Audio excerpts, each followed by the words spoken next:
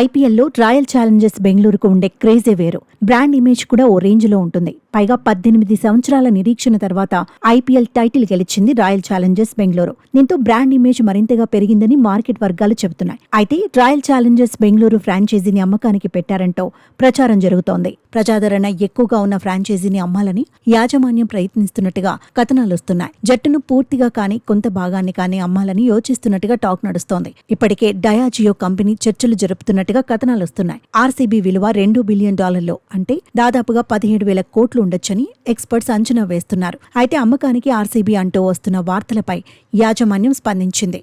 ప్రస్తుతం జరుగుతున్న ప్రచారంలో నిజం లేదని చెప్పుకొచ్చింది.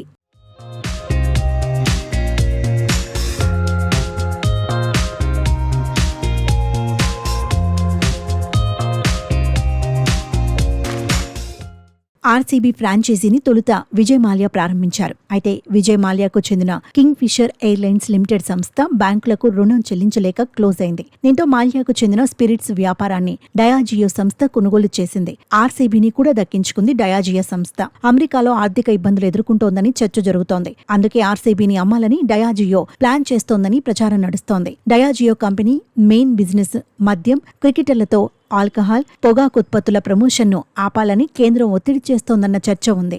ప్రభుత్వం పెట్టే షరతులతో తమ వ్యాపారానికి ఇబ్బందని డయాజియో భావిస్తున్నట్టుగాను కథనాలొస్తున్నాయి. బెంగళూరులో ఇటీవల జరిగిన తొక్కిసలాట ఘటన కూడా డయాజియో కంపెనీపై ఒత్తిడి పెంచి ఉండవచ్చనే టాక్ ఉంది.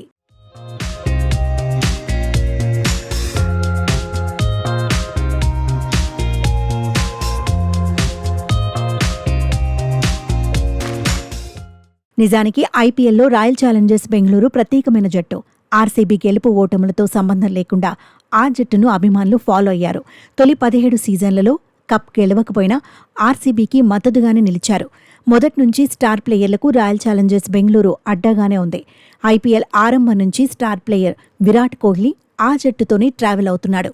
గతంలో de Villiers, Chris Gayle, Anil Kumble, Rahul Dravid వంటి దిగ్గజ ఆటగాళ్లు కూడా రాయల్ ఛాలెంజర్స్ బెంగళూరుకు సేవలు అందించారు. సీజన్కు బ్రాండ్ ఇమేజ్ పరంగానూ ఆర్సీబీ తన రేంజ్ను పెంచుకుంది. ఫాలోవర్స్ పరంగానూ తగ్గేదే లేదంది.